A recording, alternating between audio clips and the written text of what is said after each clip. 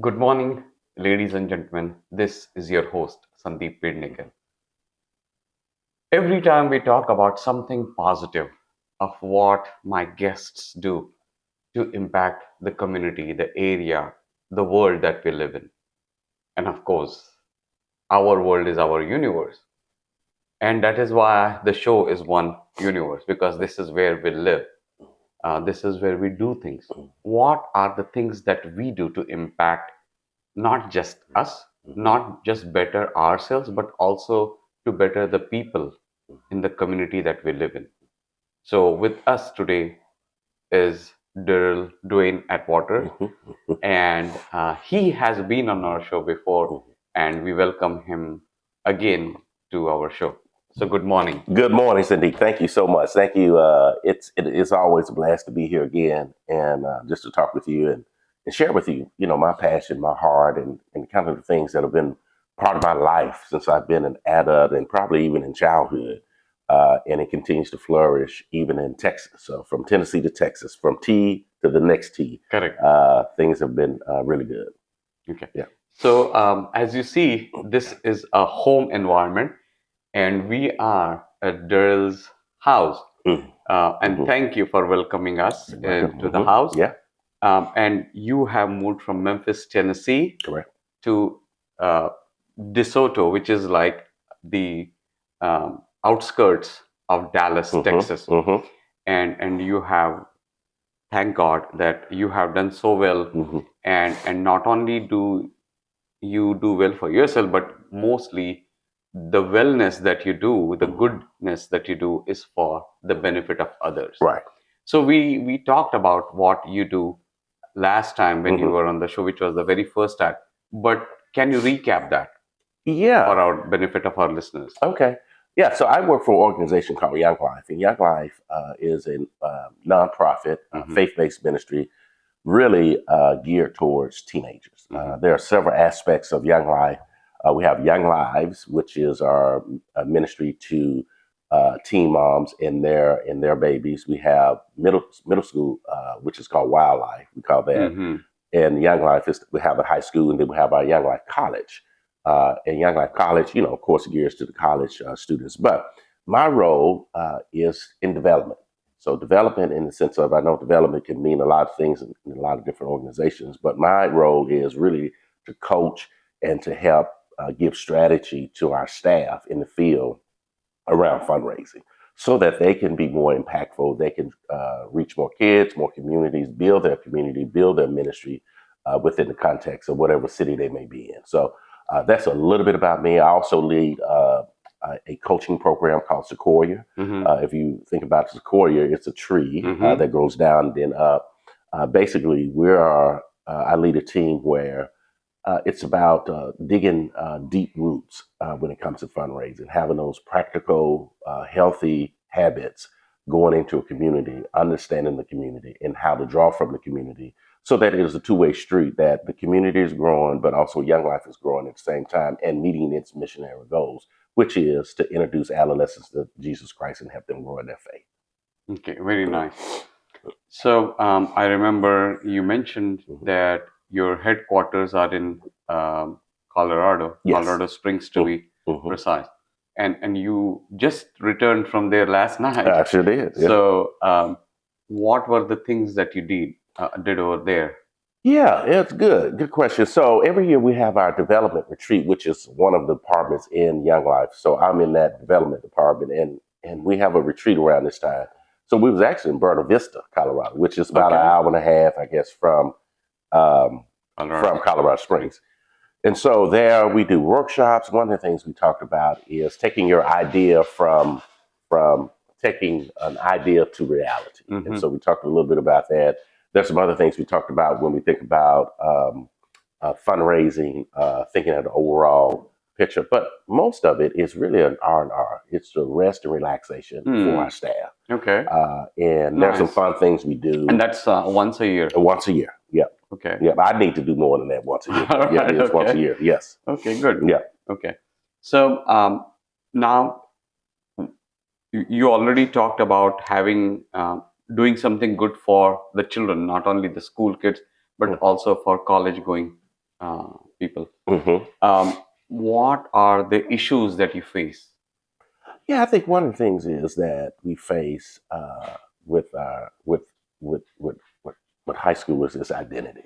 Is who am I? Hmm. What did God create me to do? And so that is huge. And when we think about identity, so many people, not only our adolescents, but just in general, people are finding their identity in social media. They're finding their identity in sound bites of other people's lives, really don't know the behind the scene lives. And so we try to really instill a sense of identity in Christ. When you're rooted and grounded in your identity in Christ, then those other things don't impact your life. They don't drive you to a place where you feel like I have to be like that person. Hmm. It is more like I want to be like more like Jesus Christ. And Hmm. so I think that's one of the issues. You know, of course, um, poverty is a huge concern. Some of our kids, a lot of kids, not all, live in food deserts Hmm. Hmm. where, you know, There is growing up, yeah, no food outlet yeah, or no food outlet, you know, the convenience or stores no and things like convenience that. stores. Yeah. Yeah. But some of our kids are faced with that. One of the biggest proponents, I'm a big proponent of education. Hmm. And I think it's still the same saying, education is the way out. I believe that. But it's a way out so you can come back in Hmm. and improve the community which you left. And so Very that's true, that's really and huge for me. really good. Hmm. Yeah. Yeah.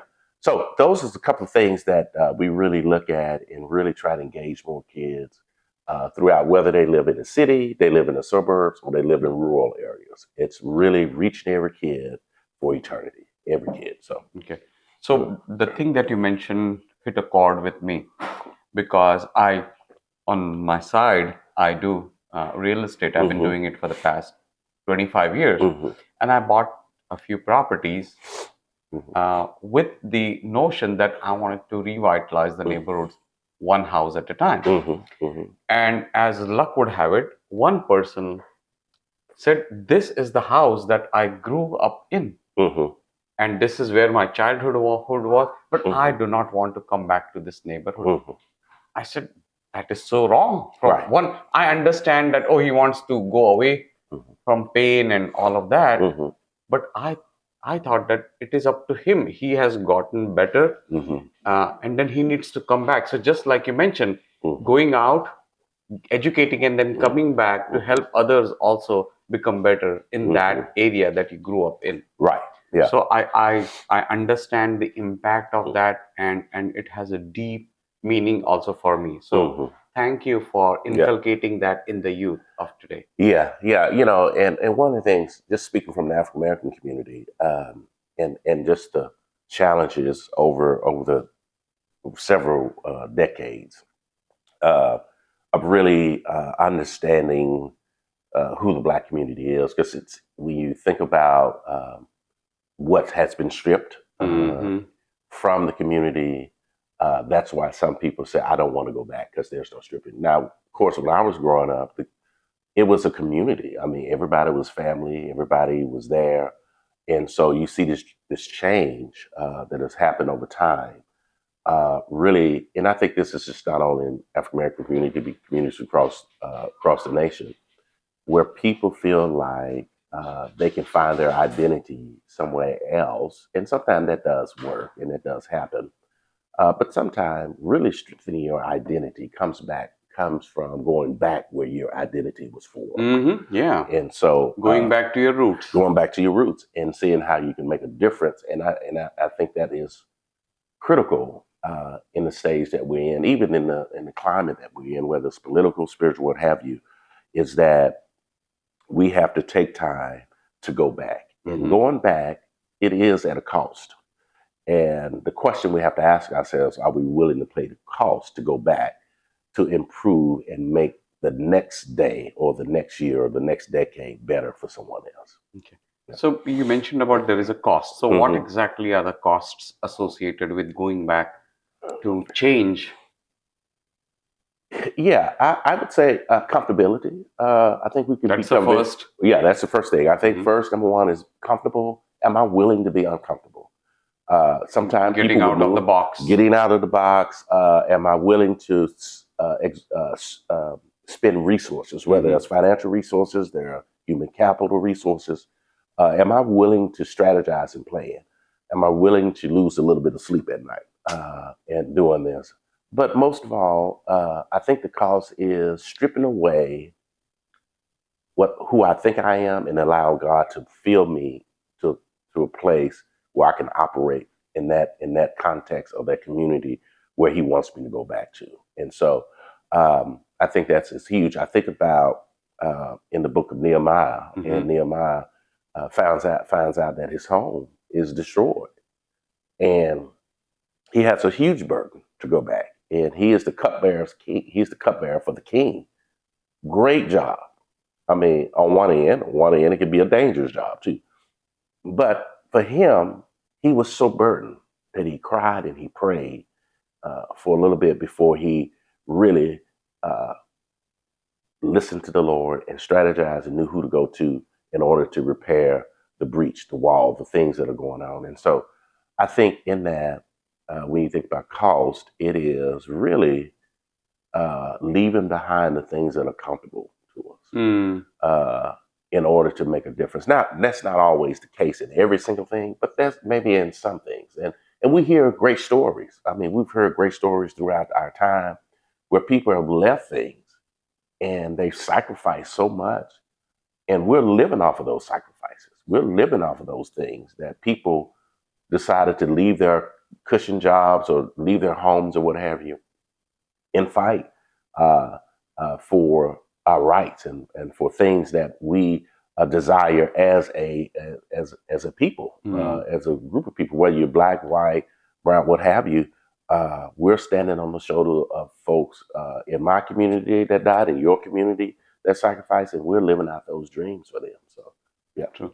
So, based on so many youth that you have shown the way, Hmm. and your staff all over the country, Hmm. give some examples of the impact and the positive results that have come out through the work that you have done.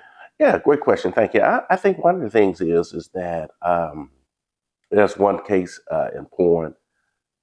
We had one of our staff person from Africa, and family is here, citizen and everything, all of that. But as he came on staff, I mean, he wasn't making a whole lot of money, but he wanted to reach the kids. He wanted to be part, and so he would borrow cars and go to the high schools where we normally go and meet kids at. And so I kind of heard about his story. Hmm. You know, he was one of the people that we coached in fundraising, and I heard about his story, and so he was so dedicated. And after talking with him and so forth, I was able to give him raise $10,000 for him to get a car. Aw, And so and that has how helped his nice. family, Oh, yeah. not Yeah. only the organization for him to do his job, but it's helped his family. Wow. And so Wow. that was huge for him. And Sadiq, I thought about this is when I heard his story, automatically the Lord said, like it wasn't no like I need to meet with him 1,000 times. It wasn't, it was just automatically the Holy Spirit said, "This is where you plant the There was seed." no Yeah, analysis period. no, yeah, just You knew it yeah, from the gut yeah. I that know it yes, from the you, gut. you had to do something for him. Yes, and he's still on staff. He's doing great, and so yeah, Good. I think that's one of the highlights that I can think about. I mean, there's so many, and I think about the kids that I mentor. Now they're not kids anymore; they're adults, and Right. so, but they're all families. They're grown. So And, what about the kids that have been mentored? Can you mhm. give some examples? Yeah, actually, there's one young lady named BB. Mm-hmm. And so when I started Young Life, so I was working directly with kids. This is years ago in the early 2000s. And BB was one of my club kids. We call them club kids. They come to club, they're part of Young Life. Okay. High school and, just a wild kid, high school, just wild and having a great time and living the best life. And actually, I just talked to her last week. And she reached out, she called me. And she was just kind of updating me on her life. Things are still somewhat hard. She had lost her son, due to gun violence, probably about a couple of years Oh ago, no. and she was in some challenging times for herself. But she still trusts me, and she asked me if I knew any anybody was hiring, or she still wants to do Young Life, wants to work with Young Life. She lives in Fort Worth, which is about 20 minutes from me, not 20, about 40 minutes away from me. Hmm. But to have that relationship, and they're in their 30s now, of course, they were, 15, 16 years old then, but they're in their 30s. They have families. And there are many kids that I still, I mean, like I said, they're not kids, but they are that I still have a connection and relationship with. And I think that is so critical when we think about humanity. It's not about transaction, it's about transformation.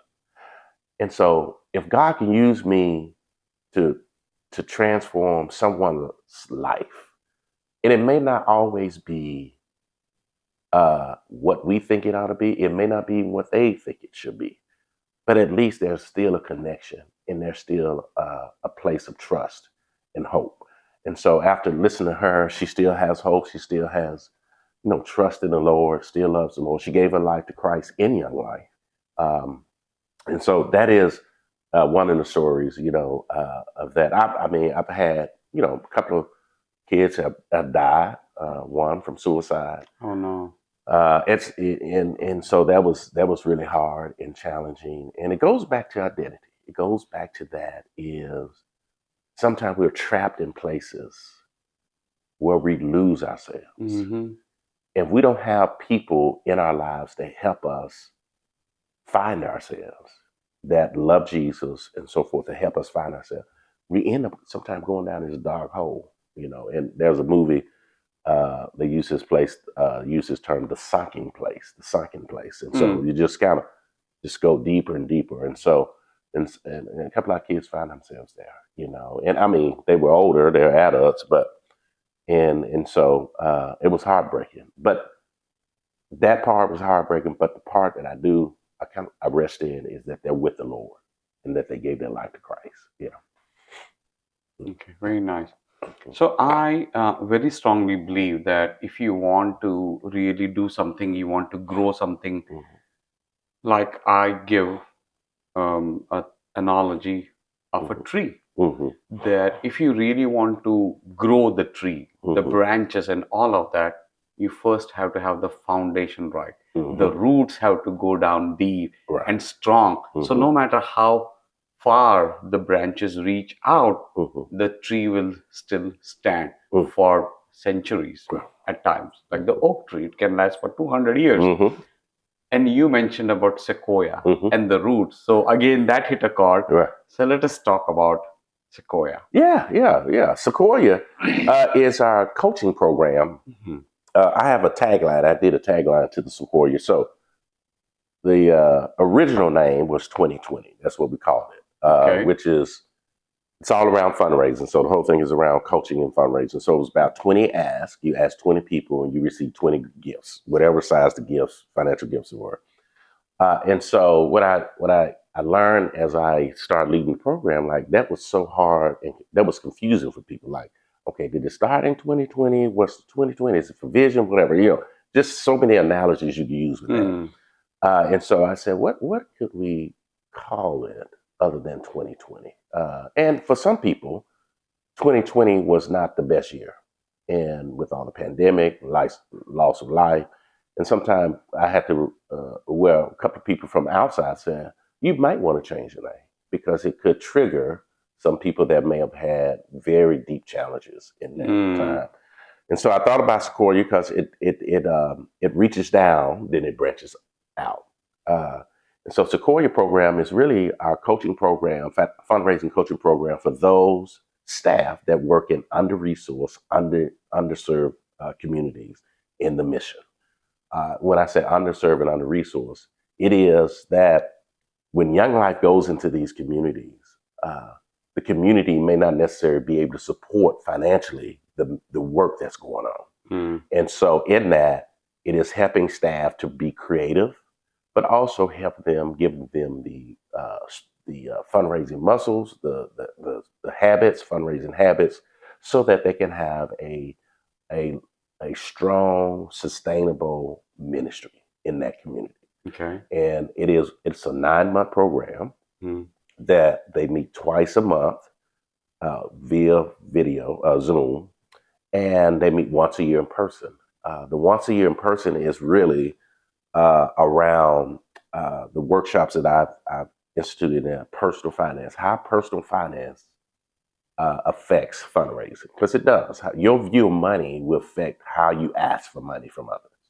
And so we talk about that, and we kind of talk about some other things around um, just relationship building. How do we sustain those relationships? And we talk about the challenges. How do we navigate challenges, but also how do we celebrate well? And oftentimes I believe this, that we have so many challenges in our lives that we don't celebrate the small victories, and we have to learn how to Mm. celebrate those small victories, because that helps us go through and get through those challenges that we face. And so the program overall is just a fundraising coaching program geared to a staff that work in hard to fund areas or in the rural area, 9 months. And they come out of there. There's some accountability measures. They keep track of everything. We have a tracking system that Very they keep track nice. of all of that. And there are some lessons that they read, some things that they read. And so these staff people are, Mm. they can be new on staff or they can be veterans. And what I've learned, the last thing here, what I've learned, that we've had some veteran staff. And when I say veteran, these are folks that have been on staff 10 plus years, Okay. that they, sorry about that, that they, um, that because of the habits that they've learned in fundraising, they've noticed that they are unhealthy habits. They're not sustainable habits. And so what we come in and do is kind of deconstruct some of those and reconstruct Mm. healthy habits around Yeah. fundraising, adult engagement, those things. So Yes. before you can learn new things, you need to unlearn some Got to of them. unlearn. Yes, got to unlearn some Very things. Yeah, nice. yeah, Okay. yeah. That's Good. true. Good. So, what is the range of funds that you raise?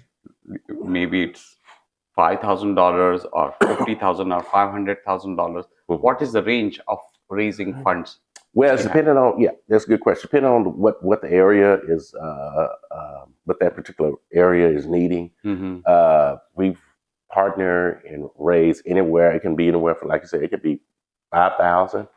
The latest I raised was 3 million, which is within our department, and so it's a range depending on And what they're that doing. goes back to just educating the kids and Yeah, it goes back to whatever that particular ministry is doing, whatever where it okay. if it may So fall under program. that for example, the $3 million that Hmm. you said you raised Hmm. was for that one particular location. No, that 3 million was for our own department, Okay. so that we can build the infrastructure Mm-hmm. up, so that we can have a viable coaching part. Also, that 3 million helps fund when we do things for the staff, that it doesn't cost their area anything, because the area really operates like its own 501c3. Mm-hmm. Yeah. And so they raise their own money. And sometimes when you're in some of our hard to fund areas, as we call them, don't have the necessary extra funds to go to a training, to go to this. And so some of that 3 million helps cover that. But also it helps cover some of our international work as well. So, Young Life is in over 101 countries. And so that helps fund some of the international work around fundraising and equipping staff, equipping people to be engaged around the ministry of that particular community. So, yeah, but within the context of, say, I just working with another area that wants to raise probably, I think, 150,000. And so I'm walking alongside of them. We're strategizing, we're building a plan. And so that money is for them, whatever their operational part of it. So the budget is really broken down. Just, I know you didn't ask me, but the budget is broken down into two things. It's operational and campership.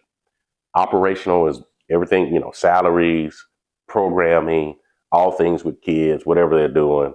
All of that is under operation. Campership is where every year or during the weekend, sometime a weekend camp or the summer camp, it helps pay for kids to go to camp. camp is quite expensive for some people, not everybody, but some.